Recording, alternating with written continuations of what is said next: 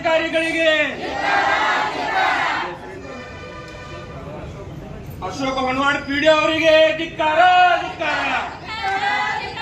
Ashoka Honwad PDO ಅವರಿಗೆ jail ಕಟ್ಟ ಬರ್ಲಿಕ್ಕಪ್ಪ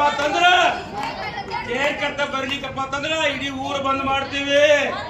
ನಮ್ಮ ಅಧಿಕಾರದ ಮೂಲಭೂತ ಸೌಲಭ್ಯಗಳು ಕೊಡಲಿಕ್ಕಪ್ಪ ಅಂತಂದ್ರ ಇದು ಅಲ್ಲೋರ್ ಕಲ್ಲೋರ್ ಮಾಡ್ತೀವಿ. ಬಿಡಿ ಪಾಟೀಲ್ ನಾವೆಲ್ಲರೂ ಕೂಡಿ ಇಡೀ ಮತಕ್ಷೇತ್ರದ ಜನ, ಇದು ಒಂದೇ ತಗ್ಗಿನ ಸಮಸ್ಯೆ ಇಲ್ಲ. ಇಡೀ ಮತಕ್ಷೇತ್ರದೊಳಗೆ ರೋಡ್ ಇಲ್ಲ, ನೀರಿಲ್ಲ, ಏನೇನು ಮೂಲಭೂತ ಸೌಲಭ್ಯಗಳು ಇಲ್ಲ. ಅದಕ್ಕಾಗಿ ಜಿಲ್ಲಾಡಳಿತ ಆಗಲಿ, ತಾಲೂಕು ಆಡಳಿತ ಆಗಲಿ, ತಹಸೀಲ್ದಾರ್ಗಾಗಲಿ ನಾವು ವಿಶೇಷವಾಗಿ ಹೇಳ್ತೀವಿ, ಜೇರ್ ಕರ್ತ ಇದು 2-3 ತಾಸದಾಗ ಒಂದು ದಿವಸ ಇಲ್ಲ, 2-3 ತಾಸೊಳಗ ನೀರಿನ ಸಮಸ್ಯೆ ಬಗೆಹರಿಬೇಕಪ್ಪ ಅಂತಂದ್ರ ತಹಸೀಲ್ದಾರ್ ಆಫೀಸ್ ಮುತ್ತಿಗೆ ಹಾಕ್ತಿವಿ, ಹಿಂದಿ ಊರು ಬಂದ್ ಮಾಡ್ತೀವಿ. ಜೇರ್ ಕರ್ತ ಆಫೀಸ್ ಬರಬೇಕು.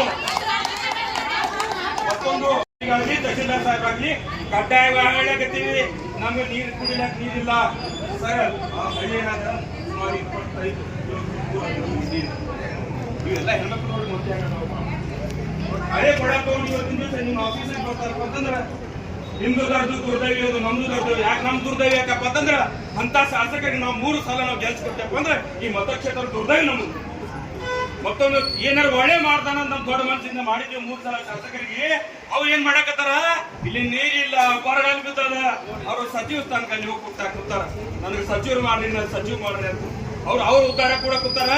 ಇಲ್ಲಿ ನೀವು ಸಾಮಾನ್ಯ ಜನರ ಮತಕ್ಷೇತ್ರ ಜನರ ಏನಾದ್ರೆ ಇವತ್ತಿನ ದಿವಸ ಕೊಡ ತಗೊಂಡು ಎಲ್ಲಾರು ನೋಡಿ ಅವ್ರು ಈ ಹೆಣ್ಮಕ್ಳು ಬಂದಾರಪ್ಪ ಅಂದ್ರೆ 50 ವರ್ಷ ಒಂದು ಹೆಣ್ಮಕ್ಳು ಮನೆ ಬಿಟ್ಟು ಬರ್ತಪ್ಪ ಅಂದ್ರೆ ಸಣ್ಣ ಹುಡುಗರು ಅವ್ರು ಇವರು ಎಲ್ಲ ಮನ್ಯಾಗ ಅಸ್ತವ್ಯಸ್ತ ಆಗ್ತದ. ಅದಕ್ಕಾಗಿ ಈ ಮೂಲಕ ನಾನು DC ಸಾಹೇಬರಿಗೆ, ತಹಸೀಲ್ದಾರ್ ಸಾಹೇಬರಿಗೆ, ಆ ಪಿಡಿಒ ಸಾಹೇಬರಿಗೆ ಯಾವ ಅವ್ರಿಗೆ ಮೊದಲು ಕ್ರಮ ತಗೋಬೇಕು. ಮತ್ತೊಂದು ಏನದ, ಈ ಮೂಲಕ ಇಂಡಿ ಶಾಸಕರಿಗೆ ನಾವು ಧಿಕ್ಕಾರ ಹಾಕ್ತಿವಿ.